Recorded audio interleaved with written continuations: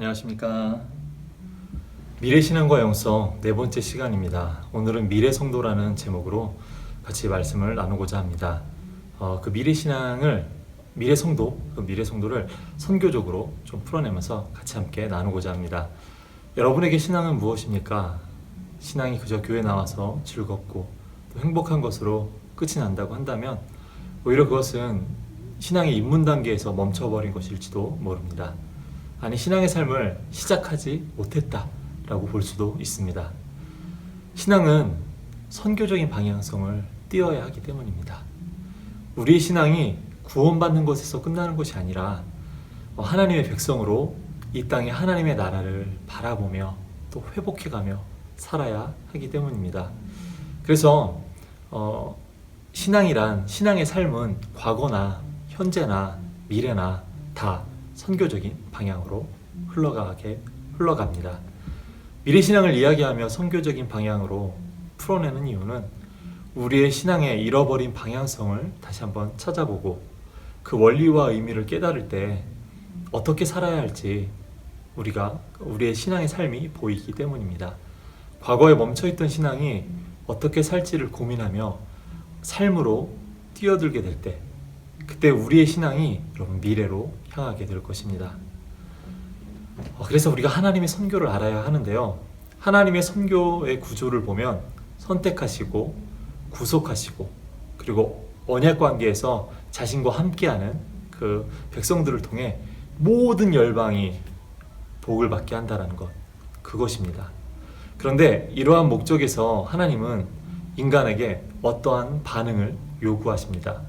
그 반응이 바로 윤리적인 반응입니다. 오늘 우리는 이 반응에 대해서 또 함께 살펴보려고 합니다. 저는 이러한 내용을 크리스토퍼 라이트 책에 하나님의 선교라는 책을 참고했습니다. 특히 윤리와 선교에 대해서 우리가 함께 폭넓게 설명하고 있는 세 가지 본문을 볼 텐데요. 오늘은 그 세 본문 중에 창세기 18장을 통해서 우리가 함께 나누도록 하겠습니다. 여러분, 성경에는 어떠한 내용이 담겨져 있을까요? 세 가지로 표현해 볼 수 있는데 하나님, 땅, 인간, 이 인간에 대한 내용입니다. 대한 그런 스토리가 담겨져 있죠. 하나님이 땅과 인간을 창조하셨다. 그렇죠? 그런데 이렇게 이야기가 끝났어야 하는데, 그리고 같이 함께 관계하며 하나님과 인간이 관계를 맺으며 이 땅에서 계속해서 아름답게 살아갔다 라고 끝이 나야 되는데 그렇게 끝이 나지 않습니다. 그래서 무엇이 잘못되었고 또 하나님이 무엇을 바로 잡으셨으며 하나님의 주권적인 계획 아래 미래에 무슨 일이 일어날 것인지에 대한 그런 이야기가 담겨져 있습니다. 다시 말하면요, 하나님이 땅과 인간을 창조하시고 아름답게 살아보려고 했는데 인간의 죄악으로 인해서 그 죄로 인해서 땅과 인간이 죄로 인해서 무너지게 되었고 또 하나님께서 그것을 예수 그리스도를 통해서 바로 잡으셨으며 또 하나님의 주권적인 그 계획 아래서 이 땅과 모든 인류가 회복하는 것, 그것에 대한 이야기가 바로 성경의 이야기다라는 것입니다. 이러한 성경의 이야기는 결국 무엇이냐? 선교의 이야기다라고 볼 수 있습니다. 이 하나님의 선교가 담긴 성경은 인간에게 아주 적절한 반응을 요구하고 있습니다. 그 요구의 반응은 아까 이야기했듯이 바로 윤리적인 내용임을 우리가 알 수 있습니다. 여러분, 거룩한 백성이 된다는 것, 그리고 축복의 통로가 된다는 것, 열방을 비추는 빛이 된다는 것은 무엇을 말하고 있습니까? 변화된 삶을 전제로 말하고 있습니다. 변화된 삶이 있어야 거룩한 백성, 축복의 통로, 열방에 빛을 비추는 빛, 이것들이 될 수 있습니다. 그리고 이 변화된 삶을 통해서 우리가 빛을 비추어야 한다라고 말하고 있는 것입니다. 이 말은 또 어떤 말로 볼 수 있냐면 성경적인 윤리 없이는 성경적인 선교도 없다라는 것과 동의어가 될 것입니다. 우리가 변화됐다면 거룩한 백성이 되어지고 축복의 통로가 되어지고 열방의 빛을 비춰주는 그런 하나님의 사람이 될 때 그 나오는 어떤 그런 우리의 모습들이 선함, 윤리적인 것들로 나타나게 된다는 것입니다. 우리는 창세기 18장에 들어가기 전에 하나님은 아브라함을 선택하셨다라는 것을 먼저 알아야 합니다. 창세기 12장에 나타나죠. 특히 이 본문은 우리 교회에서 축복의 통로라는 말을 쓰며 아주 많이 보고 또 들었기 때문에 여러분들에게도 너무나도 익숙하고 잘 아는 그런 말씀이라고 생각합니다. 하나님이 아브라함을 선택하신 것은 열방에 대한 축복이 언약과 함께 결합되어 있는 것입니다. 하나님은 이 약속으로 세상의 구속적인 축복의 역사를 시작하셨고, 성경은 여기에서 믿음과 순종으로 반응한 아브라함의 반응을 강조하고 있습니다. 하나님이 아브라함을 택하셔서 그가 변화된 삶을 통해 이 아브라함이 믿음과 순종으로 나아갔을 때 변화된 삶을 통해서 모든 열방이 복을 받는 그런 것들을 보여주고 있다는 것이죠. 이러한 하나님의 축복의 이야기가 오늘 본문 18장에 나타나고 있습니다. 근데 이 18장은 심판의 이야기가 나타나고 있는데요. 이 심판 이야기 안에 바로 이 축복의 이야기가 다시 조그맣게 나오고 있습니다. 아브라함에게 주신 하나님의 말씀과 소돔이라는 죄로 물든 가치관을 가진 도시가 대조를 이루며 인간에게 왜 구속이 필요한지를 또한 보여주고 있습니다. 소돔이 그리는 것은 무엇이냐? 타락한 세상의 삶의 방식들입니다. 소돔은 억압, 학대, 폭력, 그리고 왜곡된 성, 우상숭배, 교만, 탐욕스러운 소비 등이 만연하고, 또한 궁핍한 자들에 대한 자비와 돌봄은 전혀 일어나지 않고 있는 그러한 장소였습니다. 우리는 소돔으로부터 하나님에게 올라가는 부르짖음이 있었음을 성경을 통해서 알 수 있습니다.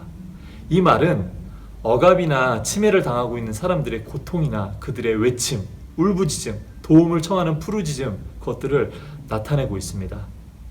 애굽에서 이스라엘 백성들의 부르짖음이 있었고, 그것을 하나님께서 들으신 것과 같은 맥락입니다. 따라서 소돔의 죄는 바로 억압과 관련되어 있음을 우리가 알 수 있습니다. 아브라함의 모습은 세상을 대표하는 소돔과 대조적으로 하나님의 선교의 모델을 보여주고 있습니다. 소돔이 세상을 보여주고 있다고 한다면 아브라함은 하나님의 그런 어떤 선교적인 모델을 보여주고 있는 것이죠. 소돔은 세상의 모델이면서 그 소돔이라는 장소는 세상의 모델이면서 또 아브라함이 부름받고 거주했던 그 가나안 땅의 일부가 바로 소돔이란 땅이었습니다. 따라서 아브라함이 가라고 명령받았던 땅, 그곳이 바로 가나안 땅인데, 그 가나안 땅에 소돔이란 땅도 존재했다라는 것입니다. 그 땅도 분명히 그의 부름받은 목적, 아브라함의 부름받은 목적, 바로 선교의 배경인 선교지다. 그 선교지가 바로 소돔이다라고 볼 수 있습니다. 아브라함은 바벨 땅에서 부름받아 천국으로 간 것이 아닙니다. 소돔 땅으로 들어가야 된다라고 말씀하셨고, 이것은 신앙의 구속 이야기가 세상과 단절되어서 어떤 가리키는 그런 도피주의가 아니라 그래서 우리가 구원받았으니까 그런 삶으로 끝났다라고 말하는 것이 아니라, 우리가 세상 속에서 어떻게 살아야 되는지, 그리고 세상과 단절된 것이 아니라 신앙은 세상과 함께 살아가는 것, 세상 속에서 살아가는 것, 여러분 그것을 우리에게 보여주고 말하고 있습니다. 18장 전반부에 보면 하나님의 약속이 다시 갱신되는 것을 볼 수 있습니다. 되풀이되는 이 약속은 선교의 목표를 다시 한번 생각나게 합니다.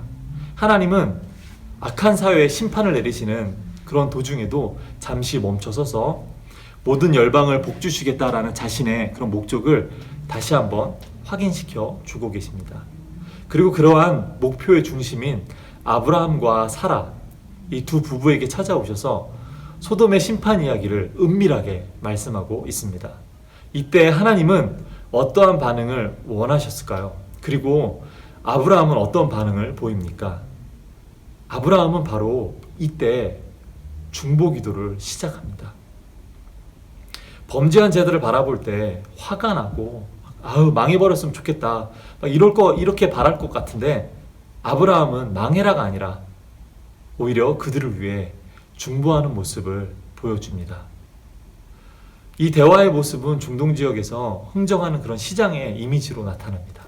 그래서 재미있게도 아브라함이 하나님께 흥정하면 하나님은 애누리를 해줘서 벌을 가볍게 하거나 심판을 보류하는 그런 모양새입니다. 하지만 이 모습을 통해서 하나님은 흥정이 되는 분이다. 하나님은 흥정하면 벌을 가볍게 해주실 수 있는 분이다 라는 것들을 말하려고 하는 것이 아닙니다. 하나님은 아브라함이 예상했던 것보다 훨씬 더 그의 말을 잘 들어주시는 분, 그런 분이다 라는 사실입니다. 아브라함이 머뭇거리며 숫자를 이야기하면 하나님은 그 머뭇거림보다 흔쾌하게, 아주 흔쾌하게 받아주십니다. 그 과정에서 50명에서 10명으로, 그리고 이상하게 멈춰져 버릴 때까지 지속됩니다. 그래서 50명, 45명, 40명, 30명, 20명, 10명. 근데 결국 이상하게 그 10명에서 멈춰버리게 되죠. 아브라함은 중보기도를 하는 중에 하나님에 대해서, 그리고 중보기도에 대해서 아마 배우고 있었을 것입니다. 이러한 목적을 위해 하나님은 자신의 마음을 털어놓으시고 아브라함이 처음 바라는 것보다 훨씬 더 자비로운 분이다라는 사실들을 오늘 말씀을 통해서 흔쾌하게, 그 아브라함의 요청에 흔쾌하게 들어주시는 것들을 통해서 훨씬 더 자비로운 분이다, 그런 사실들을 오늘 보여주고 있습니다. 여러분, 아브라함의 중보는 실패했을까요? 의인 10명이 없어서 소돔은 결과적으로 멸망하게 됩니다. 하지만 의인을 악인과 멸하지 말아달라는 그의 첫 번째 간구는 받아들여집니다. 그래서 롯과 그의 딸들은 그러한 재앙에서 구원받게 됩니다. 여기서 여러분, 그 아브라함의 역할은 누구를 떠오르게 합니까? 그 모습은 바로 출애굽기 32장에 나타나는 이스라엘 백성을 위해 중보하는, 그 금송아지를 섬겨서 하나님이 진노하셔서 다 죽을 수밖에 없는 그 이스라엘 백성들을 위해 중보하는 그 모세의 모습을 여러분 떠오르게 합니다. 그리고 더 나아가 한 분이 또 떠오르죠. 바로 예수님이죠. 예수님이 그리스도로 이 땅에 오셔서 이 땅을 위해서, 모든 인류를 위해서 중보하시고 그들을 위해서 십자가에 목숨을 드렸던 것처럼, 그런 예수님의 중보자의 역할, 그런 제사장적이면서 선지자적이면서 이런 중보자의 역할을 감당하는 그런 모습과 닮아 있습니다. 열방의 복을 주는 그 하나님의 도구로서 이 아브라함이 담당한 역할은 무엇이었냐? 바로 중보자였습니다. 악한 세상과 하나님 사이를 이어주는 그런 중보자이며, 악한 자들의 멸망에 환호하는 것이 아니라 에이 망해버려라, 에이 죽어버려라 라고 하는 것이 아니라 그들을 위해 기도하고 간청하는 그런 축복의 통로가 되었다는 사실입니다. 하나님께 선택받은 자들은 바로 이런 중보기도를 하며 하나님의 선교에 동참하는 사람들입니다. 창세기 18장 핵심 구절인 19절을 보면 이렇게 되어 있습니다. 여호와의 도를 지켜 의와 공도를 행한다 라고 나타납니다. 이 구절에는 어떤 윤리적인 내용이 담겨져 있을까요? 구약에서 여호와의 도를 지킴, 그리고 여호와의 도를 행함, 이런 행함은 이스라엘의 윤리의 특별한 측면을 묘사하기 위해서 잘 사용되었던 그런 비유입니다. 이 단어에는 대조적인 암시가 들어져 있는데요. 무엇이냐면 다른 길, 죄인들의 길과 하나님의 길에서 행한다. 이 두 가지가 대조적으로 다르게 나타나고 있습니다. 그래서 우리가 하나님의 길을 따를 때 그 하나님의 의와 공도를 행하면서 그 하나님의 길을 따라야 된다라는 것이죠. 그렇게 하나님의 행동을 따라하면, 그렇게 우리가 하나님의 길을 따르면 우리가 여호와의 도를 가르치는 그런 선생이 되도록 선택받았고, 또 모범이 되는 어떤 선생으로서 이 아브라함이 또 선택받아서 이렇게 삶으로 살아내며 그들에게 이거는 하나님의 말씀대로 살아가는 삶이 무엇인지, 그런 윤리적인 모범들, 그래서 하나님의 길과 소돔의 길 중에 소돔의 길이 아니라 하나님의 길이 무엇인지를 보여주고 가르치는 그런 모범이 되는 선생이 되도록 선택을 받았다라는 것입니다. 하나님의 길을 따른다는 것은 무엇이냐? 우리가 하나님이 어떻게 행동하시는지 관찰하고 또 그대로 따르는 것임을 우리가 알 수 있습니다. 그렇게 하나님의 행동을 따라하면 우리가 예배하는 하나님의 본질과 성품을 열방에게 보여주게 될 것입니다. 아브라함의 모습을 봤을 때 하나님께서 소돔을 심판하러 오셨는데 바로 심판하러 간 것이 아니라 아브라함에게 오셔서 사실은 내가 열방이 구원받기를 원한다 라고 말씀하시는 장면을 통해서 우리가 알 수 있죠. 그 모습을 아브라함이 관찰했겠죠. 그리고 그 모습을 바라보면서 아브라함 어떻게 삽니까? 결국 아브라함도 에이 망해라, 에이 죽어라, 그게 아니라 그들을 위해서 중보기도 합니다. 그들을 위해서 망해라가 아니라 중보기도하는 모습을 볼 수 있습니다. 하나님이 어떻게 행동하시는지 관찰하고 그리고 그것을 그대로 따르는 모습, 바로 아브라함도 그렇게 따랐다라는 것입니다. 하나님의 본질과 성품을 열방에게 보여줄 수밖에 없는 것. 왜 그러냐? 하나님의 명령에는 하나님의 성품과 가치관 등이 담겨져 있기 때문에 결국 우리가 하나님의 말씀을 따른다는 것, 그것은 우리의 삶에 하나님을 반영하게 되는 것입니다. 그렇기 때문에 여호와의 도를 행하는 것, 그것은 바로 우리가 하나님이 이미 이스라엘을 위해 해주신 일, 그것들을 바라보는 것이죠. 그리고 그것들을 관찰하고 바라봤을 때 그 경험을 다른 사람들을 위해서 바로 이 이스라엘이 그것들을 실천하는 것, 그것들을 의미하고 있는 것입니다. 무슨 말이냐면 내가 하나님께 받은 사랑을 그냥 하나님께 사랑받아서 그걸로 행복해하는 것이 아니라, 그것을 끝나는 것이 아니라 내 이웃에게 전달하는 것, 그것이 필요하다라는 것입니다. 의와 공도라는 단어에는 대꾸로 나타나는 중언법이 형성되어 있는 것을 알 수 있는데요. 이게 무슨 말이냐면, 다시 말하자면 무슨 말이냐면 두 단어를 통해서 의와 공도라는 두 단어를 합쳐서 하나로 합쳐서 복합적인 개념을 표현하고 있는 것입니다. 따라서 의로 먼저 해석된 이 히브리어는 곧다라는 뜻인데요. 마땅히 되어야 하는 것, 기준에 걸맞는 것을 의미하고 있습니다. 이 말은 추상적인 말이 아닙니다. 특정한 관계나 상황 속, 우리의 이런 관계나 상황 속에서 올바른 것이 무엇인지 우리가 자세히 살펴보고 그것들을 선택하는 것을 의미하고 있습니다. 좁은 관계 안에서 너와 나 사이에 그런 의를 바라보고 있는 것이죠. 그래서 그 관계 속에서, 그 상황 속에서 무엇이 옳은지를 우리가 선택하는 것, 그런 관계 안에서의 개념들을 말하고 있습니다. 공도로 해석되는 말은 무엇이냐? 조금 더 이 의보다는 광범위한 법적인 행동을 말하고 있습니다. 그 의미는 바로잡다라는 것으로 잘못되거나 억압적이거나 통제할 수 없는 상황에 개입해서 그것을 고친다라는 그런 의미입니다. 좀 전에 이야기한 의라는 단어보다는 조금 다소 적극적이고 또 광범위한 의미를 가지고 있음을 우리가 알 수 있습니다.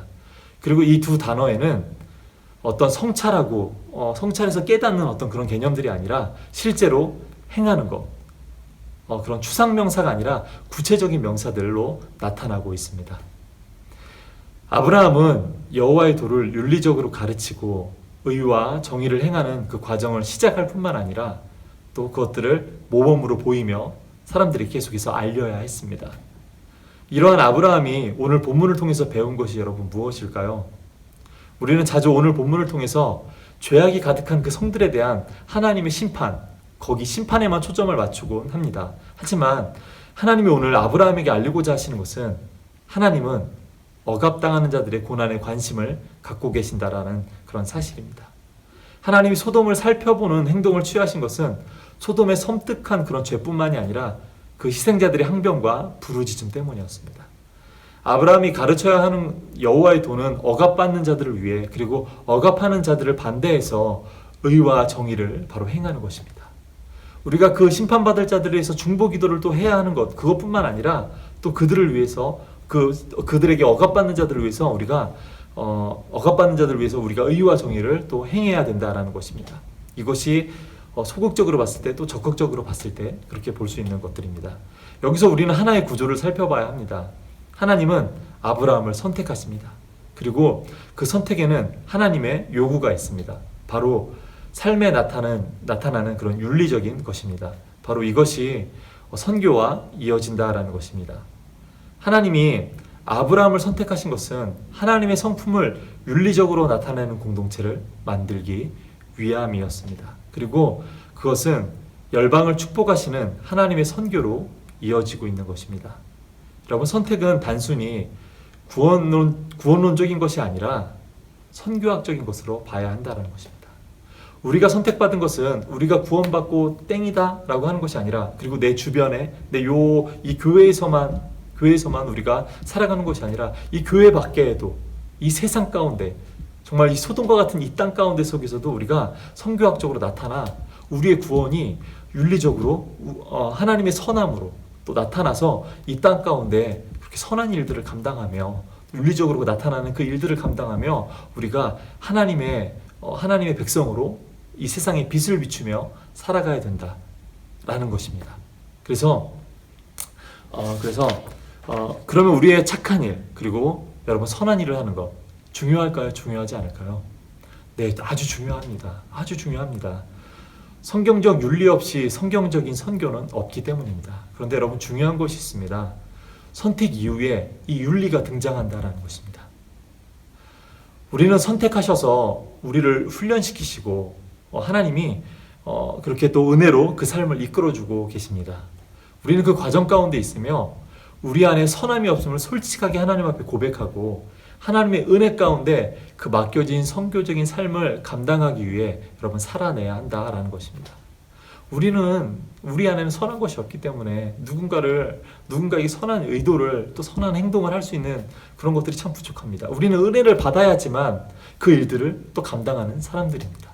그렇기 때문에 내 안에 선하지 못한 것들, 내가 정말 선하지 못한 것들을 고백하고 하나님께서 나에게 어떻게 행해 주셨나 그것들을 관찰하고 하나님께서 이 세상 가운데 어떻게 하기를 원하시나 하나님께서 어떤 일들을 하고 계시나 그것들을 관찰하고 우리가 하나님의 백성으로서 그 일들을 하나님께 주신 그 은혜를 받고 그 일들 가운데 나아가야 된다.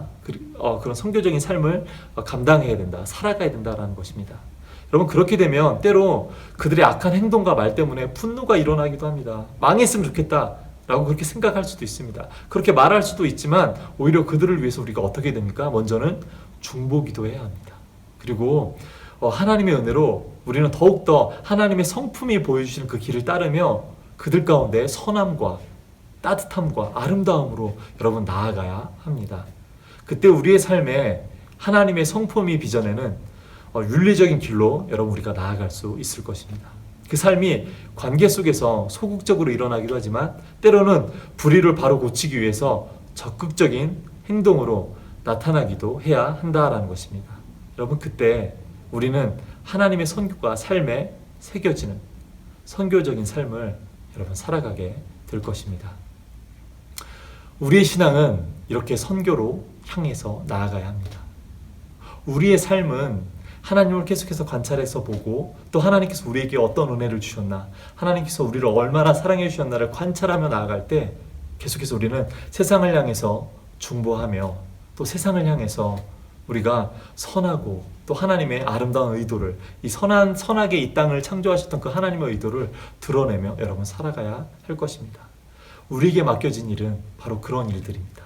우리의 신앙적인 삶은 그저 나 혼자만의 구원 그것으로 끝나고 만족하는 것이 아니라 우리 교회 안에서만 이 좁은 관계 안에서만 물론 이곳에서 관계도 참 어렵고 힘들죠. 그렇지만 이 관계 안에서 끝나는 것이 아니라 더욱더 이 세상을 바라보며 소돔과 같은 땅일지라도 이곳 가운데 하나님께서 우리를 보내셨으니까 이곳을 우리가 더욱더 섬기며 더욱더 사랑해야 된다는 것입니다. 우리가 보낸 땅은 이 삼본교회만이 아니라 이 삼본이란 지역 이 군포란 지역, 이 대한민국이란 이 커다란 넓은 지역이다라는 것입니다. 여러분 요즘에 코로나로 인해서 많이 힘들고 어려운 삶을 살고 계시죠? 어떤 사람들로 인해서 막 분노가 일어나기도 합니다.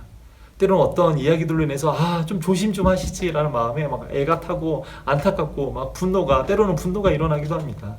그런 모습을 보면서 에이 망해버려라, 저들 때문에 다 망했어 라고 말하는 것이 아니라 그럼에도 불구하고 그들을 위해서 여러분 중보해야 되지 않겠습니까? 그럼에도 불구하고 우리가 이 삼본 땅을 또 품으며 우리가 그들을 품으며 우리가 여러분 중보해야 되지 않겠습니까? 우리가 하나님께서 주신 그 선교적인 삶, 그 삶을 바라볼 때 우리가 망해라가 아니라 그들을 위해서 중보하는 사람들 그리고 하나님께서 우리를 사랑하신 것처럼 이 땅을 더욱더 사랑하고 이 땅을 섬기려고 하고 이 땅에 그 하나님의 빛을 받아 그 은혜를 받아 그 은혜 받은 것들을 그대로 더 비추려고 하는 그 하나님의 빛을 비추는 삶 우리가 그런 삶을 살아갈 수 있도록 여러분 또 우리가 애쓰고 수고해야 되는 것 아니겠습니까? 여러분 오늘 말씀을 통해서 미래 성도가 어떤 사람인가? 바로 선교적인 삶을 살아야 한다. 그리고 그 선교적인 삶은 어떻게 드러납니까? 소돔 땅에서 그들에게 모범적인 삶으로 드러나기 위해서 윤리적인 삶으로 드러나야 되고 선함으로 드러나야 되고, 하나님께서 이 땅을 아름답게 만드셨던 것처럼 그렇게 아름답게 우리가 드러내려고, 우리가 드러나기 위해서 애쓰고 수고해야 된다는 것. 하지만 그것이 다가 아니라 하나님께서 우리를 선택하셨을 때 우리 안에 그 선함이 없음을 보고, 우리가 하나님께 주신 그 선함들, 하나님께 주신 그 은혜들을 우리가 보고, 그 은혜들을 가지고, 그 하나님께서 비춰주신 그 빛을 가지고 우리가 세상을 향해 비춰줘야 된다는 사실. 내 안의 의가 아니라, 내 안의 어떤 힘과 능력이 아니라, 우리 안에 선하지 못한 것들을 우리가 바라봤을 때 하나님께 주신 그 은혜들을 가지고 이 땅을 비춰줘야 된다는 사실들, 우리가 그것들을 기억하고, 더욱더 여러분, 하나님의 은혜가 머무는 자리, 하나님의 말씀이 있는 자리, 더욱더 하나님의 말씀의 은혜가 있는 자리, 여러분 그 자리에 가셔서 은혜 받으시고 또 감격하시고, 그 살아있는 하나님의 말씀으로 여러분 가슴이 뜨거워지셔서 또 하나님 세상을 향해서 중보하시며, 또 세상을 향해서 그 선함과 아름다움을 드러내시는 그런 하나님의 빛을 비춰내는 선교적인 삶으로 살아가는 그런 아름다운 신앙이 되시기를 간절히 원합니다. 감사합니다.